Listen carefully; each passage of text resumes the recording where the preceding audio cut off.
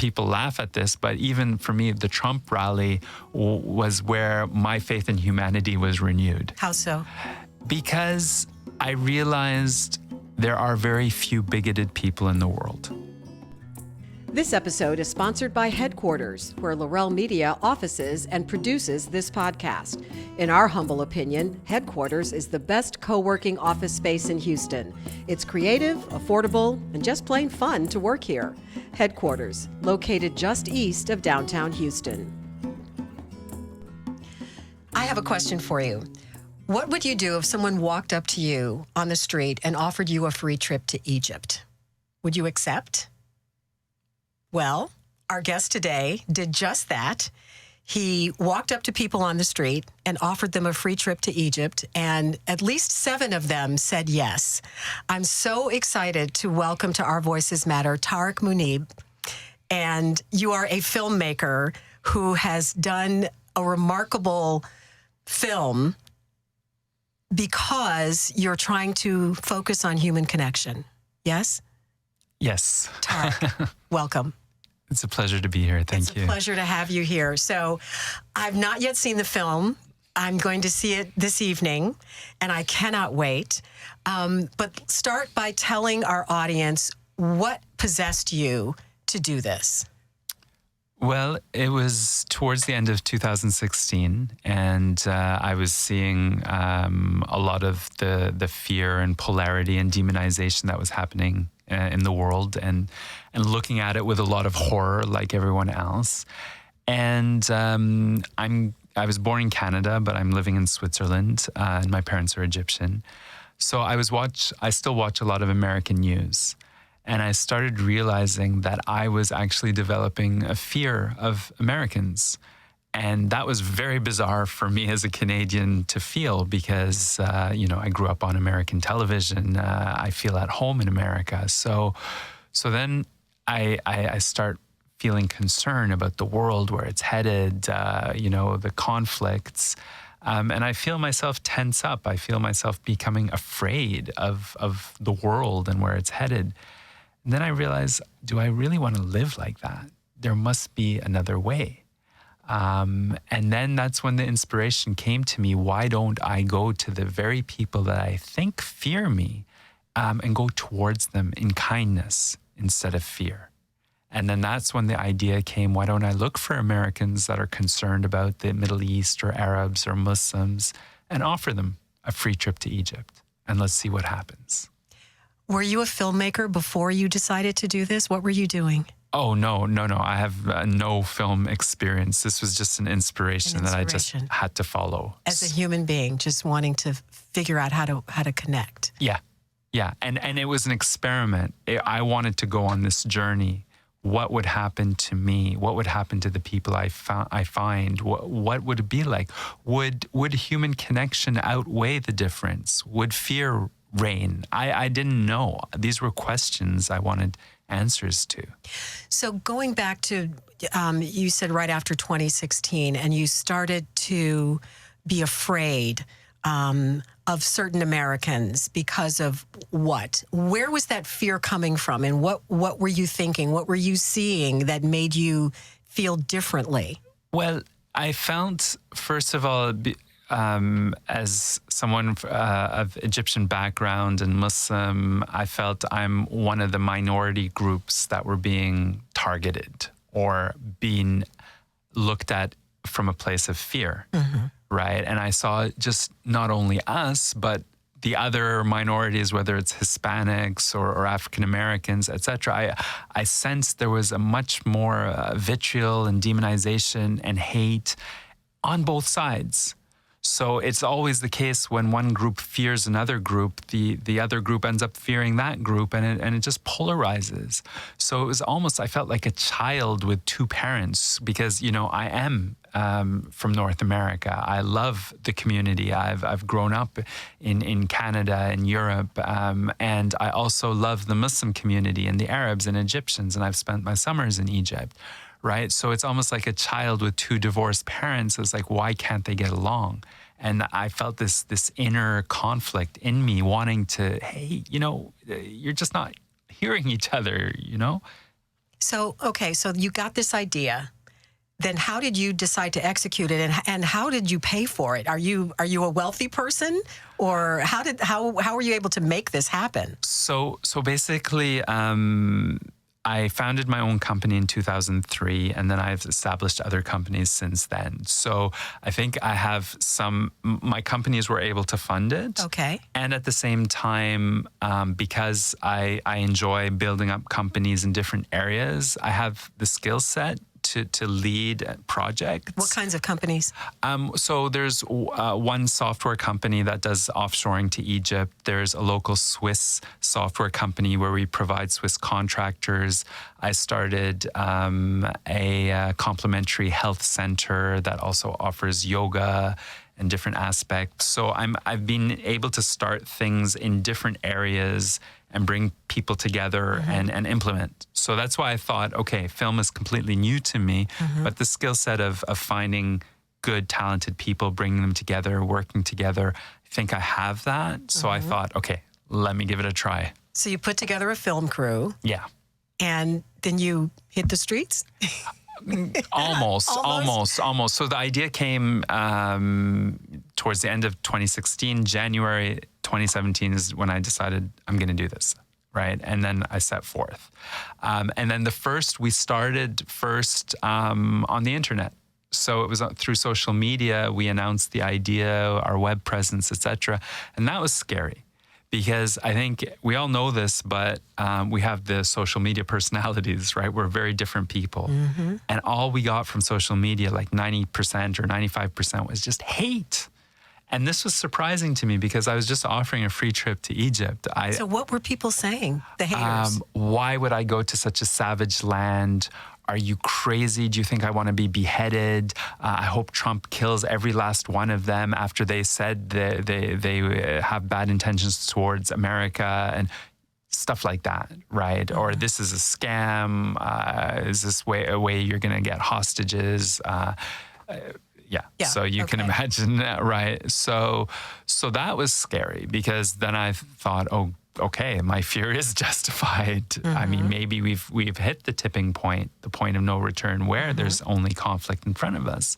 And then I said, okay, let's go to the United States. Let's speak to people one-on-one. And then that's when I traveled to the United States. Where did you go first? Take me to that first person that you walked up to. I think the first place was Manhattan. Okay. So that was a nice place to start off with because Manhattan. It's so diverse. Yeah, exactly. Yeah. So we got a lot of support and people saying, "Great project, great idea," stuff of that sort. So that was a little bit easier.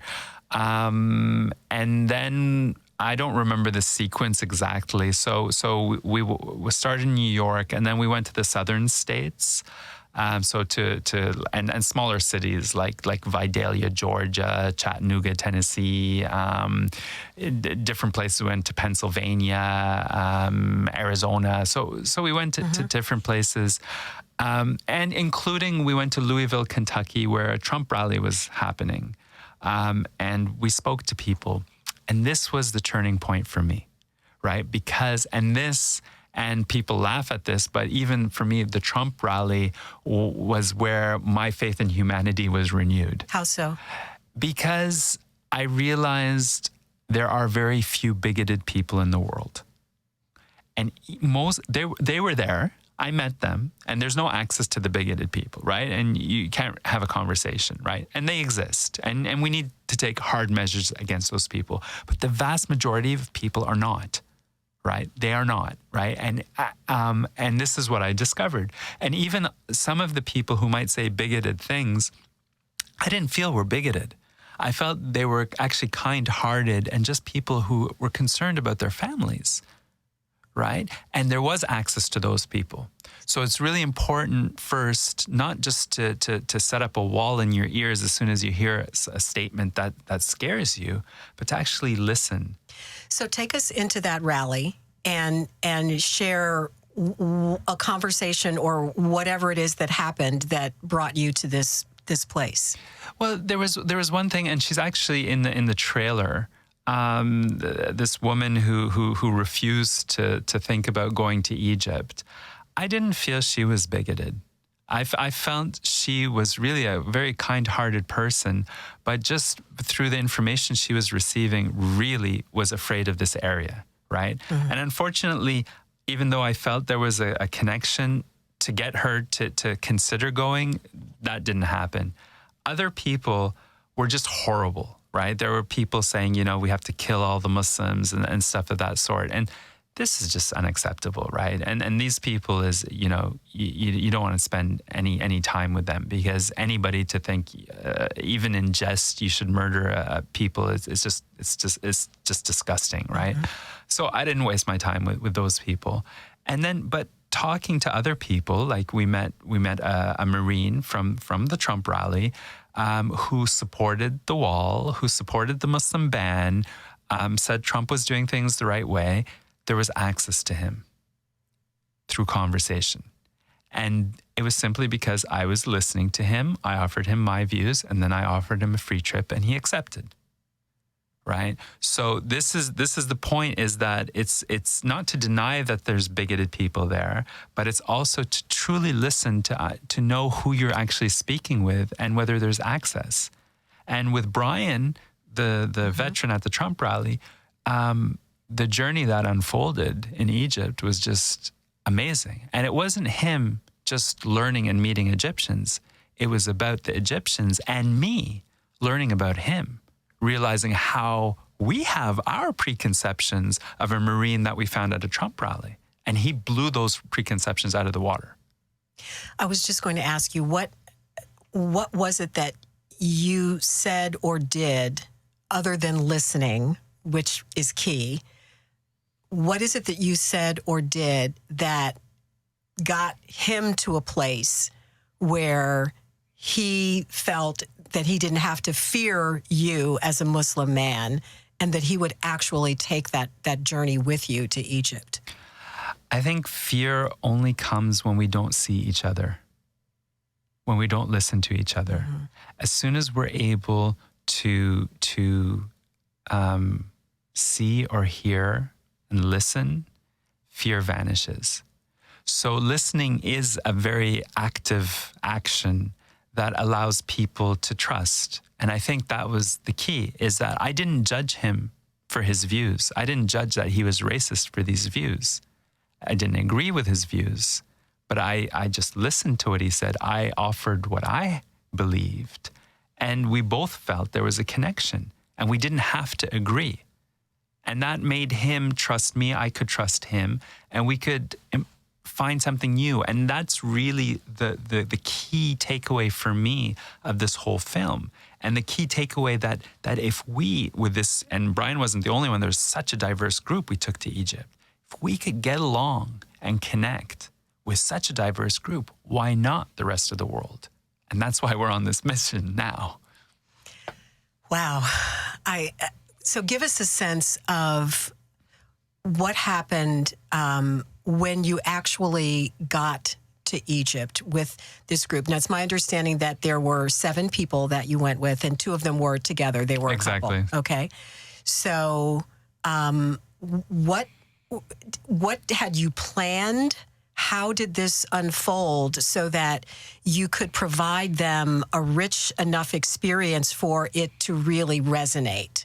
So for me, this was like a childlike experiment, right? It was really just a curiosity. So, and I think that made people feel a little bit more relaxed, that I didn't have an agenda of wanting to convert them to some sort of religion or political views or tolerance, etc. So for me, it was like we had this woman who said ever since September 11th, she just feels so racist. She was just the kindest woman, also supporting the wall and stuff like that. But she was so self-aware. She didn't like what she was becoming. And she said ever since September 11th, she has a visceral reaction to Muslim men. She just fears them. So we paired her and her husband up with a young Egyptian Muslim revolutionary man, right? So that was really just, what's going to happen there? So paired them up, meaning they spent most of their time together in Egypt. Right. Okay. Doing things with this man, learning about his life. He showed them his life in Egypt. He took them around. And And it was just amazing to see how they connected or didn't. And right, that was really remarkable. Who did you pair the Marine with? The Marine, we paired him up with a beautiful Egyptian dancer. So that was that was also. And you have to see the film to find out what happens, right? And she was also she drives a Harley Davidson motorcycle. Really? A young Egyptian woman. Oh my So gosh. it was a really interesting pairing. One of my other favorite pairings was there was a young Christian preacher. In his early 30s, who wanted to spread the love of Jesus into the Middle East and baptize Muslims. And he brought from his congregation a former Miss Kentucky, who also wanted to spread Jesus' love. So they were really a lovely couple, but very zealous. So we paired them up with a very Orthodox Muslim family, the man with the long beard, the woman covering her face, just to see what's going to happen. Exactly. So that was fun. And with this childlike curiosity to just see what would unfold, and it was brilliant. The cameras were always on, so people forgot the cameras were on, and then we followed the story. How long were you there? Just 10 days. Just 10 days. And when you see the film tonight, I think you'll be as astounded as I was at the degree of depth of connection and friction, and it's almost like years of lifetime occurred in those 10 days. What would you say was the most profound takeaway from your perspective as a filmmaker now and as a Muslim man? I think for me, the film has really renewed my faith in humanity, this whole adventure. And the magic of that discovery, that we managed to capture it on film, was deeply moving, right? And I think that is the power of the film. And that's my takeaway. And it's been really beautiful. We've got tens of thousands of people have seen it in North America now. And I've gotten so much feedback of people being moved, and people walking out of the theater and saying there was this Jewish couple that approached this Muslim couple, and they realized they're in the same neighborhood, and they talked. And we get hundreds of stories like that of people just coming together. And that's really what inspires me. The people who took part in the film and went on the journey with you, what kind of metamorphosis, if there was one or two or three, did you witness with them? Well, all of them had remarkable stories, right? So without giving too much away. Yeah, exactly. It's it's really really haven't yet seen it. It's really hard. It's really hard. But there's one of the stories. The son of one of the participants talks about how his father was xenophobic, afraid of the world, and ever since he came back from the trip, he completely changed. He was happy with life, trusting of people, open, and he heard his dad say things that he never thought his dad would say. And to see that, to hear that, was really just magical. This just gives me so much hope to hear this, because we were talking before we started the actual interview, and I was sharing with you that when you started this journey right after 2016 election, I started this journey with the podcast. Right. Feeling exactly as you did, that I couldn't stand witnessing the division that was happening, and feeling powerless, and then deciding, okay, I've got the power to do something. I don't know what it is, but I got to figure it out, because I'm not just going to sit here and do nothing. Right. Because I love this country too much. I love people too much. And there's got to be something that I as an individual can do. Mm-hmm. And through sharing stories, having conversations like the one we're having right now, I hope and believe that there is someone out there listening, watching, who will hear what you're having to say and say, okay, I need to stop and rethink my biases and my preconceived ideas about who people are and what they're about, and just taking the time to listen. I love that hashtag.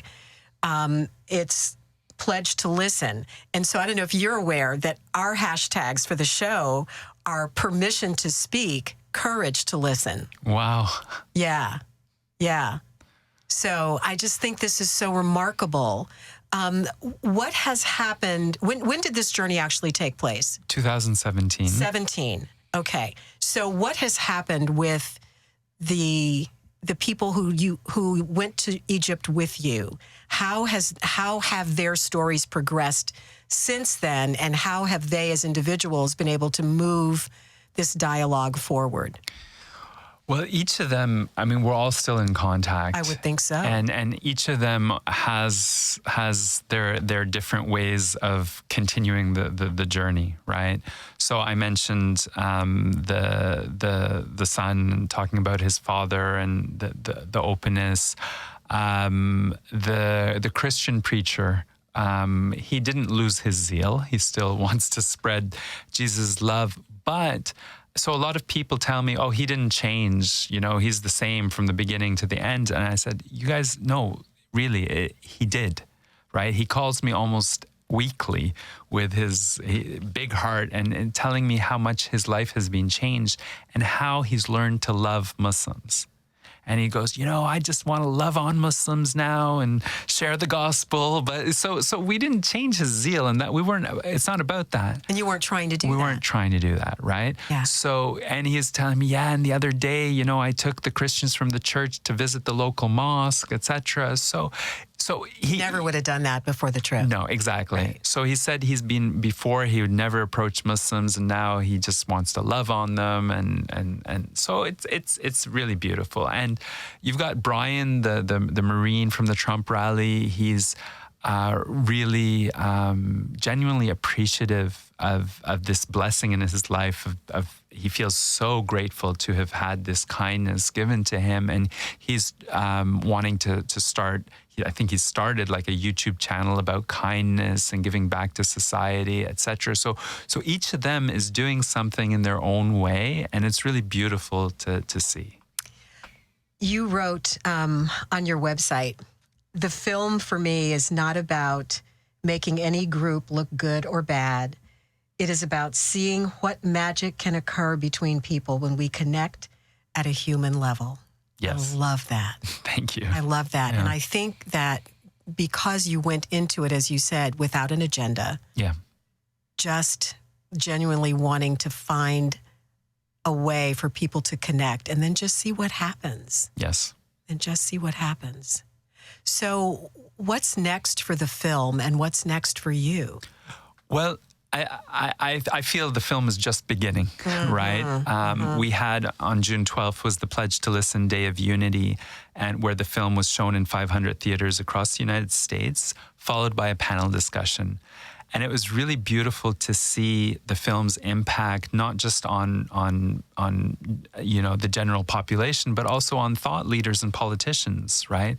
So after we watched the film together, I was in Washington, D.C., and we had an amazing group of people, diverse people, coming together to watch the film and then discuss how to bring more kindness and listening to the world.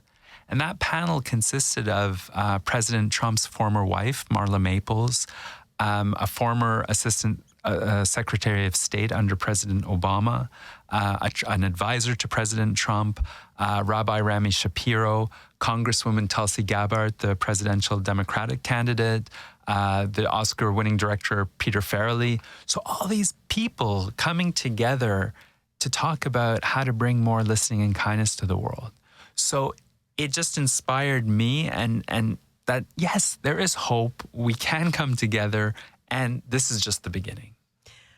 Are you going to continue filmmaking? Are you going to do something else along these lines? Well, my goal and my passion is the project, and the film was the tool for this project. So for me, the conversation is what I'm all about, is bringing people together, sharing this magic with as many people as possible. Now, if another film would serve that purpose, then you would do it. Then I'd do it. So I guess then the question is, how do you plan to continue this conversation as part of an overall project? So we're reaching out. So we on June 12th, we reached out already to a lot of national organizations, the Charter of Compassion, Millions of Conversations, the Listen First Project, etc. There's many of them. And also in Houston, we're working with organizations. And the idea is that the film is a great conversation starter, but we want the conversation to continue. So we don't have a grassroots organization, but we want to bring it to community screenings, right? So there's a group the other day saying, you know, they're the Jewish-Muslim dialogue group. They want to screen it in a synagogue or a mosque together and then continue the conversation. So my plan is to you know, spread it to as many community screenings as possible, work with local organizations, so then we can actually, people have tangible things they can do afterwards. Right. So that's what I'm doing now. People can still request their own screenings through the website.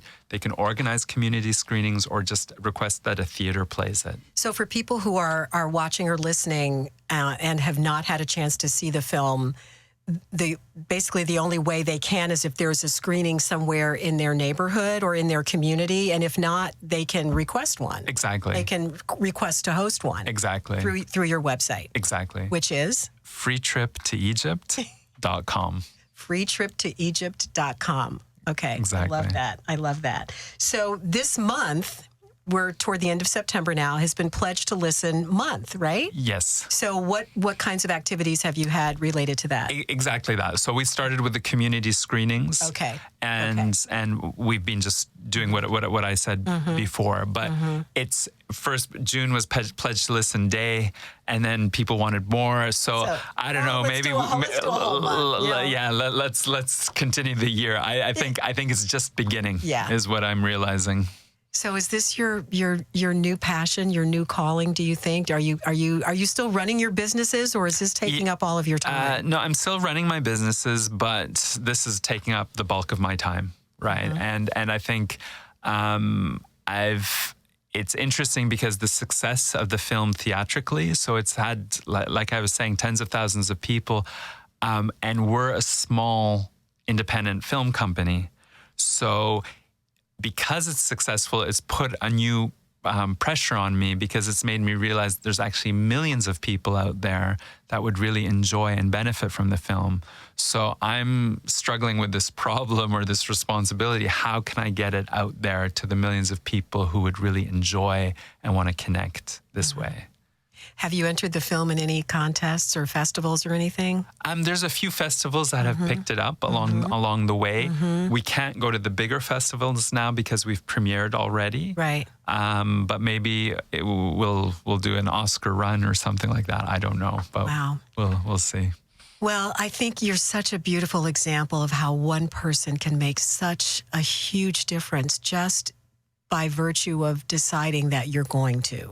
You know, and just looking at an issue or a problem and saying, okay, I've got to figure out how to do something about this, and this is my idea. And even though you had haters in the beginning, and I bet that must have been very difficult. I can't even imagine what that was like, to just see all that vitriol coming at you online and not wanting to just fold up your tent and say, okay, maybe not. It was actually, it was difficult, but it's actually, I'm grateful for it now, because the more of it you get, the less it impacts you. And it's the same with compliments. And I think in the end, you tend to realize, usually, whether it's praise or insults, it has more to do with the person saying it than you, right? And then you really then feel the real comments that come that are meaningful, right? So I'm actually, because I still get, like, on the trailer, there's still a lot of hateful comments that come, and now it doesn't bother me so much. Do you respond to any comments like that? I sometimes do. I sometimes don't, because I've kind of learned sometimes you see there's an opening and there's a dialogue, and sometimes there's absolutely no opening. That's just it's just hateful. It's like you said, when you can walk into a room, whether it's a rally or whatever, and you know who's open and who's not. Right. You can usually tell by the comment. Yeah. Right. If there were one thing that you'd like to leave our audience with today, what would that be? Hope. There is hope. Yes. And go see the film. Yes. Yeah. I hope you do. Yes. Thank you so much. It has been such a pleasure meeting you and talking with you. And I hope we get to do some work together at some point. That would be fantastic. Great. Thank you so much. I really appreciate being here. Well, thank all of you for watching and listening, and for giving our guest permission to speak, and for having the courage to listen. And we'll see you next time. I'm a firm believer that if we can find a way to better understand each other's experiences, we can find a way to accept and respect each other for who we are, even when we don't agree. That's the ultimate goal of this podcast. So with that in mind, what do you want the world to know about your story? How might your story, your truth, provide an important perspective to help bridge our divides? If you'd like to share your story with us for a chance to be featured on the podcast, all you have to do is go to our website, ourvoicesmatterpodcast.com, and click on What's Your Story? We can't wait to hear from you, because your voice matters.